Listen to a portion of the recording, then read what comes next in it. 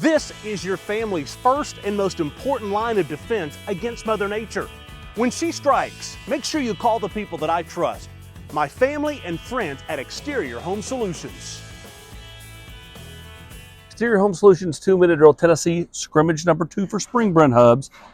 Some people held out, a lot of youth out there on the field tonight, but enough plays made. Well, I think the head coach is pretty happy with this football team. I think he likes the way they compete. I think he likes the chemistry where they're at right now. Still have a long ways to go from a development standpoint. But I think when you hear the word culture and you talk about culture, I think this team is showing some of that. And it's rubbing off on some of the young players. And obviously those transfers. You heard Chris Brazel's name showed up again. But in the same vein, Deshaun Bishop having his best night, according to Josh Heupel. So, and then defensively, I think they have set the tone for both scrimmages, which you would expect with a veteran defensive front. I think that's a theme you're going to hear not only the rest of spring, but even in fall camp.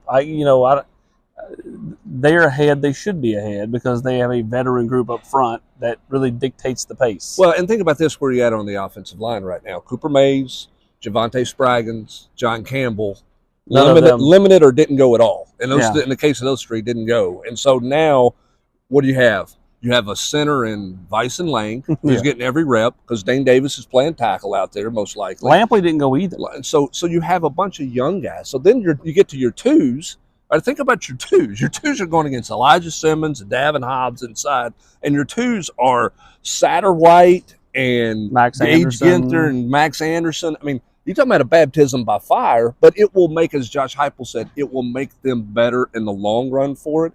I think the way this spring is kind of playing out is going to make this team a better football team in some critical areas because they are having to force depth with all these guys doubling up and getting so many reps. I'm trying to simulate things this spring. I mean, they simulated it in early November tonight. I don't think they called up this weather, just the way it fell, though, right? Yeah. If you don't like playing in cool conditions, it's not cold, but in cool conditions. I mean, it's in low 50s, high 40s. Yeah, and again, I mean, I think that's important. I think this generates juice. I think it's a smart move to scrimmage at night, right? Because you're not in the doldrums of spring, but you're getting near the end. People are starting to count days, how many practices we have left. Oh, wait a minute, we're going to practice under lights? There's always more juice at nighttime in a football game, in a football practice, than there is at 7:30 in the morning. So the players enjoyed today, and they enjoyed being in here under the lights, which I think is a smart move by this coaching staff.